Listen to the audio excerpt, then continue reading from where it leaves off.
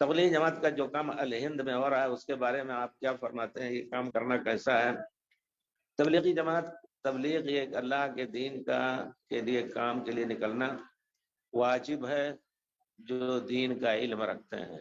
لیکن کہ آپ جانیں یقینی کہ اپنے مطالعے میں بچپن سے دیکھ رہا ہوں کہ جاہل لوگ جو ہیں 4 دن ان کے ساتھ نکل گئے اور وہ تبلیغ کرنا شروع کر دیا انہوں نے. اور ان کو سب سے پہلے جو ڈوز دیا جاتا ہے وہ یہ کہ اہل حدیث سب سے بڑے مجرم ہیں، ان کی مسجدوں کو نہ بننے دو، بنے تو گراؤ. وہ لوگ تبلیغ اگر کر رہے ہیں تو کسی عالم کے تابع ہو کر کے تبلیغ کریں یقیناً، اور اس کو سیکھ کر کے پھر جتنا معلوم ہے اتنا کہیں. لیکن عالم کے تابع نہیں، وہ ایسا ان کے یہاں سلسلہ ہے کہ جو 1 چلہ 2 چلہ کر لیا وہ عالم ہو گیا، تو فتوے بھی غلط دیتے ہیں سب کچھ. بہرحال تو ان کا وہ کام غلط ہے پورے طور پر. ہم کہتے ہیں اس کی اصلاح کرو. اور جو ان کے یہاں یہ جذبہ ہے کہ اہل حدیث جو ہے وہ کافر ہیں یا مرتد ہیں، ان کی مسجدیں جو گرا گرا کر کے خوش ہو رہے ہیں، یہ سب سے بڑا جرم ان کا اللہ تعالیٰ کے یہاں. پوچھے جائیں گے کہ اللہ کے گھر کو ڈھا کر کے تم اپنا گھر بنا رہے تھے. بہرحال تو ہم جماعت تبلیغی کے مخالف بہت سخت ہیں اس معنی میں کہ وہ غلط تبلیغ کر رہے ہیں. وہی اگر یقیناً صحیح تبلیغ کریں تو اللہ تعالیٰ کے یہاں بہت بڑا درجہ پائیں گے.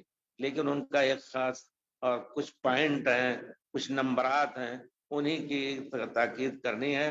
اور مدینے میں تھا، واللہ میں آیا تھا تو بچپن میں 17 سال کی عمر تھی، شیروانی خوبصورت پہنتا تھا، داڑھی بھی نہیں نکلی تھی، اور لیکن اتنا شوق تھا، والد صاحب کا جذبہ تھا کہ جا کے قرآن پورا مکمل یاد کرنا.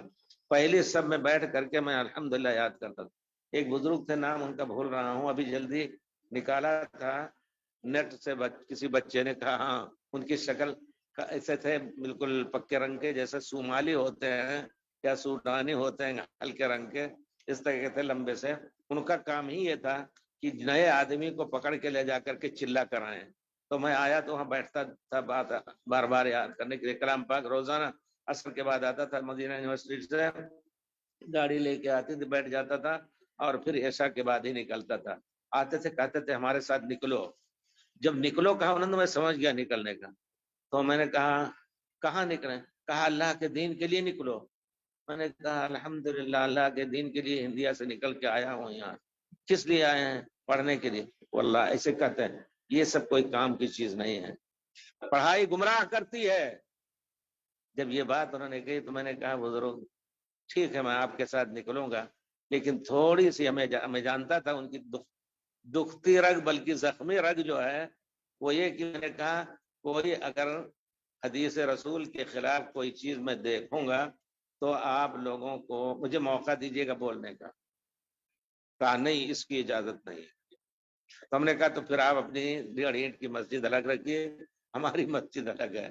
تو اس طرح یقیناً بہرحال بہت کچھ غلط.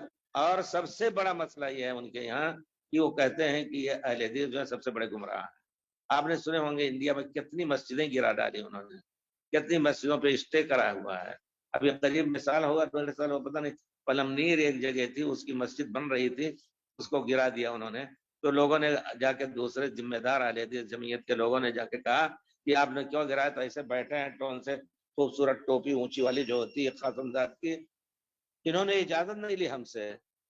انہوں نے کہا آپ کون ہوتے ہیں کہ آپ سے اجازت دیں؟ بلدیہ آپ ہیں، میونسپلٹی ہیں یا اور ہیں؟ اگر یہ پہلے سے معلوم ہوتا تو آپ سے اجازت بھی لیتا. تو آپ اجازت دیتے؟ کہا نہیں دیتے تو اس طرح کی سینہ زوری. اب بیچارے کمزور مسلمانوں کو ستا کر کے اللہ کے گھر کو گرا کر کے خوش ہو لیتے ہیں. اللہ تعالیٰ قیامت میں اس کا نتیجہ سامنے ہوگا.